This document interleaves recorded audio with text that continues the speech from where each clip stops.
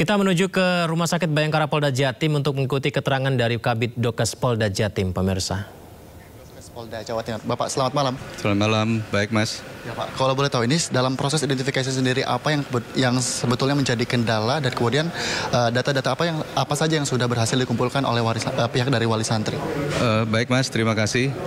Untuk operasi DVI kasus runtuhnya bangunan Pondok Pesantren di Sidoarjo ini tidak ada kendala. Pada prinsipnya keluarga sangat kooperatif mengirimkan data antemortem dan banyak sekali yang dikirimkan dari keluarga, baik itu foto, termasuk ijazah, barang-barang yang ada tanda sidik jari dan lain-lain, sangat kooperatif. Dan pada prinsipnya kami sudah termasuk sangat cepat di sini karena kami menerima jenazah korban itu hari Jumat.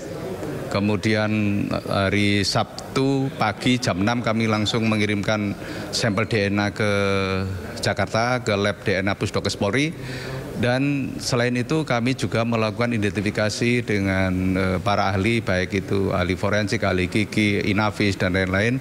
Jadi kita padukan antara pemeriksaan medis dan juga pemeriksaan DNA mana yang paling cepat untuk memberikan kepastian ini keluarga siapa dan segera kami serahkan kepada keluarga sehingga tidak lama untuk teridentifikasinya. Terima kasih. Kalau boleh tahu, kalau secara total sampai dengan malam ini berarti berapa jumlah total kantong jenazah yang sudah berhasil teridentifikasi dan kemudian berapa lagi sisanya Pak? Sampai malam ini itu dari 67 kantong jenazah yang kami terima itu sudah teridentifikasi itu 40 kantong jenazah yang sudah teridentifikasi dan tinggal 27. Dari 27 ini sudah kami kirimkan juga lab sampel DNA ke Pusdokes Polri, tinggal besok kita juga mencocokkan rekonsiliasi juga. Contoh hari ini ada 6 yang kami sampaikan ke keluarga teridentifikasi, itu 3 dari data antemortem dengan postmortem cocok, kemudian yang 3 dari hasil identifikasi pemeriksaan DNA. Jadi total kami sudah menerima total pemeriksaan hasil lab DNA itu 28 sampai malam ini. Hari-hari pertama dan kemarin-kemarin itu kami lakukan dengan pemeriksaan para ahli, expertnya masing-masing. Setelah DNA tetap kami kirim dan hasilnya memang betul-betul tepat dan cocok. Itu. Jadi tidak ada perbedaan antara hasil pemeriksaan medis, properti dan lain-lain dengan hasil DNA untuk kepastian pada keluarga. Oke, baik Pak, sebelumnya terima kasih untuk waktunya. Dan Davi tentunya juga sampai sejauh ini seperti halnya tadi sudah disampaikan, sekiranya sampai sejauh ini sisa tinggal 27 kantong jenazah yang masih belum berhasil teridentifikasi dan kemudian ini akan dicocokkan menggunakan data melalui post-mortem dan juga post-antemortem dan harapannya tentu akan dapat berlangsung secara cepat dan tentu ini pun juga sudah diharapkan oleh pihak wali santri dalam proses identifikasi ini sendiri. Sementara kembali ke Anda, Davi. Ya, tadi pemirsa informasi terkini 40 dari 67 kantong jenazah sudah teridentifikasi. Artinya proses identifikasi ini masih berlangsung terus dilakukan tim DVI di sana. Dan kita kembali ke informasi selanjutnya. Pemerintah akan membangun ulang gedung Pondok Pesantren Al-Khosini di Sidoarjo, Jawa Timur yang ambruk pada 29 September lalu. Pakar Teknik Sipil Struktur menyarankan agar pembangunan ulang Pondok Pesantren Al-Khosini menunggu rekomendasi hasil auditnya.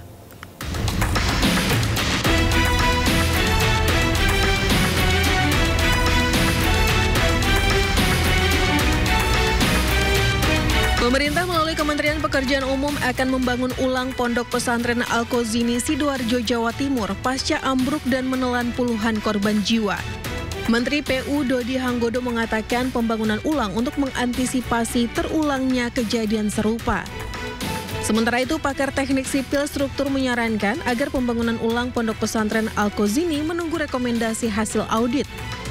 Namun demikian, pihaknya belum merinci berapa anggaran yang disediakan untuk membangun ulang pondok pesantren tersebut. Kalau anggaran untuk revitalisasi Ponpes Al-Khosini gimana Pak?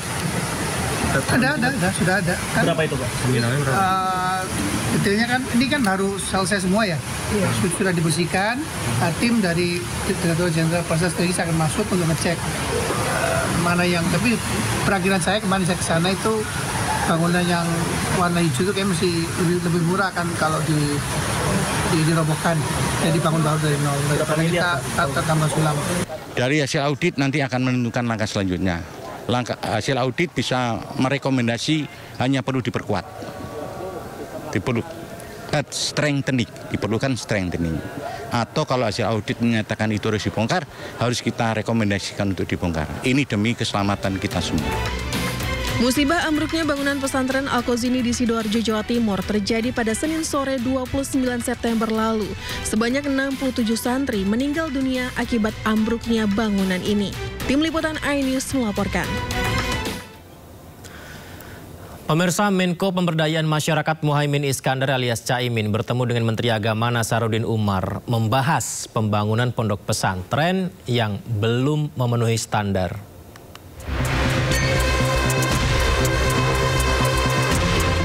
Menteri Agama Nasaruddin Umar mengunjungi Menko Pemberdayaan Masyarakat Muhaimin Iskandar alias Caimin di kediamannya di Kompleks Widya Chandra, Jakarta Selatan.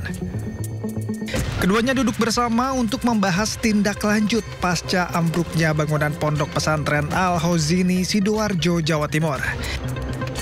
Caimin menekankan pentingnya pembenahan infrastruktur lembaga pendidikan berbasis pesantren yang belum memenuhi standar keamanan dan kelayakan.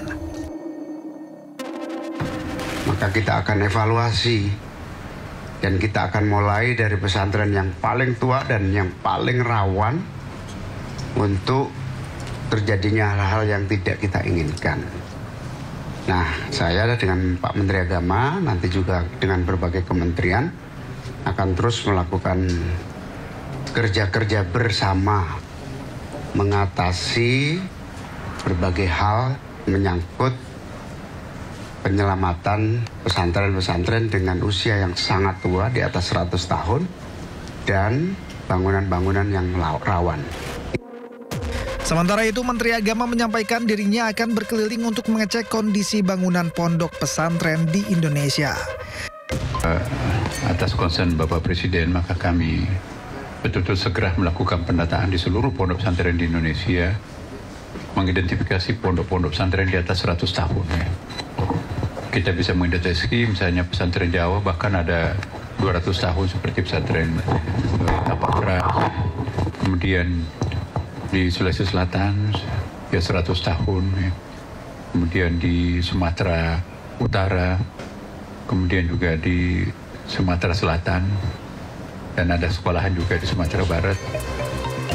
Pertemuan Menko PM dan Menteri Agama merupakan tindak lanjut dari arahan Presiden Prabowo Subianto untuk memeriksa struktur dan kekuatan bangunan di pondok-pondok pesantren.